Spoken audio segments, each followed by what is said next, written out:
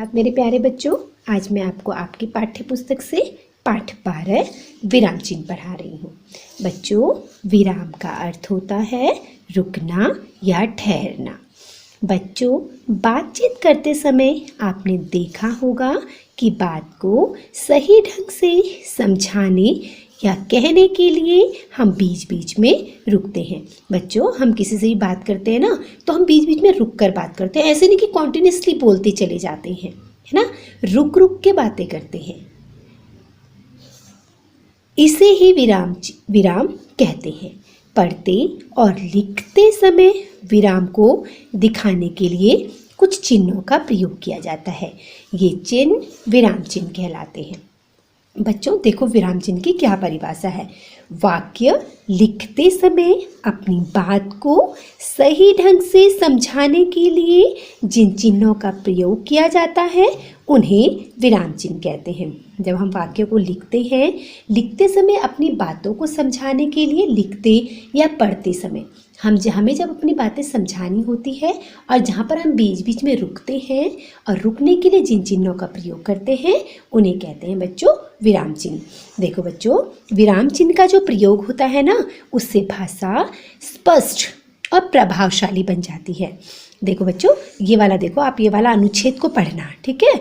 जब आप इसे पढ़ेंगे तो यहाँ पर मैं पढ़ के दिखा रही हूँ और मैं आपको बताऊंगी कि पहले पैराग्राफ में और उसी का जो दूसरा जहाँ पे विराम चिन्हों का प्रयोग किया गया है क्या फ़र्क है।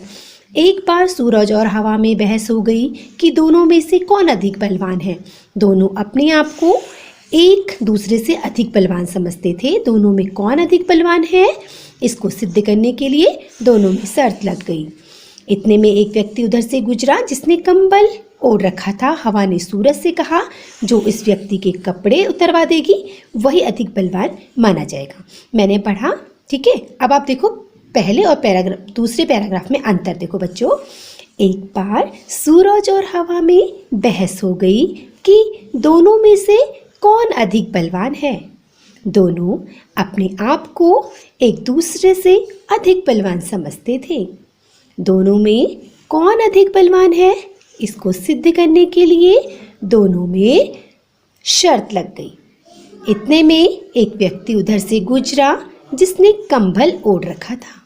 हवा ने सूरज से कहा, जो इस व्यक्ति के कपड़े उतरवा देगा वही बलवान माना जाएगा।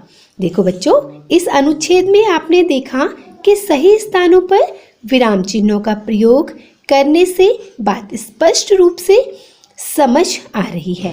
वाक्य भी स्पष्ट दिखाई दे रहे हैं। बच्चों, आपने देखा होगा कि मैंने पहले पैराग्राफ कितनी जल्दी जल्दी पढ़ा, क्योंकि इसमें कोई भी कहीं पर भी विराम चिन्ह का प्रयोग नहीं किया गया। जब आप इस वीडियो को देखेंगे तो इन दोनों पैराग्राफ में क्या अंतर है आप उसको अच्छे से सुनना। और जब मैंने दूसरा पैराग्राफ पढ़ा है तो आप लोग को समझ आ रहा है कि मैंने कहाँ कहाँ पर विराम चिन्हों का प्रयोग किया है। तो विराम चिन्ह के प्रयोग से भाषा स्पष्ट और प्रभावशाली बन जाती है। और विराम चिन्ह किसे कहते हैं? वाक्य लिखते समय या बोलते समय अपनी बात को सही ढंग से समझाने के लिए जिन चिन्हों का प्रयोग किया जाता है बच्चों, उन्हें विराम चिन्ह कहते हैं। देखो विराम चिन्ह के प्रकार। विराम चिन्ह कई प्रकार के होते हैं। हम यहाँ पर प्रमुख विराम चिन्हों के बारे में पढ़ेंगे। देखो बच्चों, पहला है पूर्ण विराम, दूसरा है अल्प विराम, प्रश्नवाचक चिन्ह और विस्मयादिबोधक चिन्ह। देखो पूर्ण विराम एक सिर्फ सीधी डंडी होती है, वन की जैसी।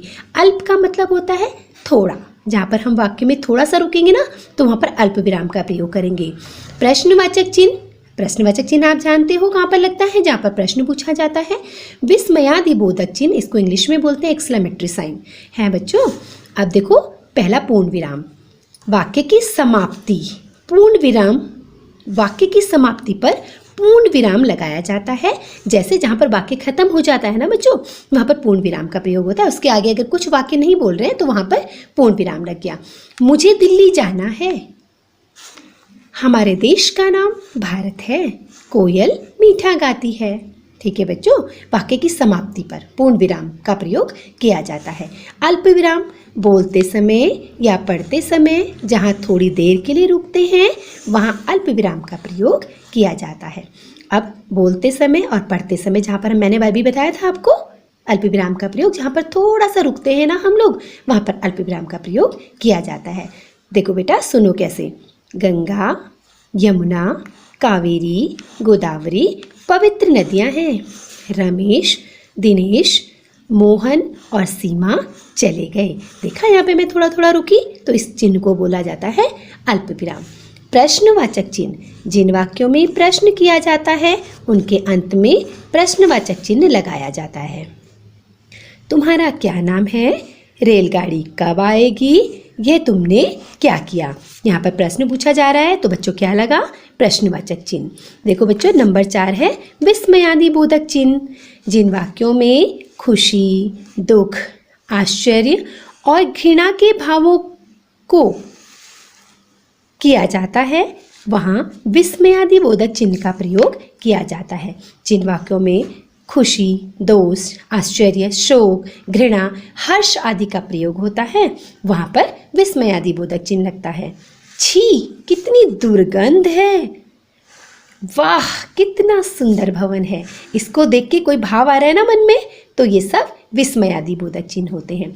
आओ पुनः दोहराते हैं बच्चों। वाक्य लिखते समय रुकने के लिए विराम चिन्ह का प्रयोग किया जाता है।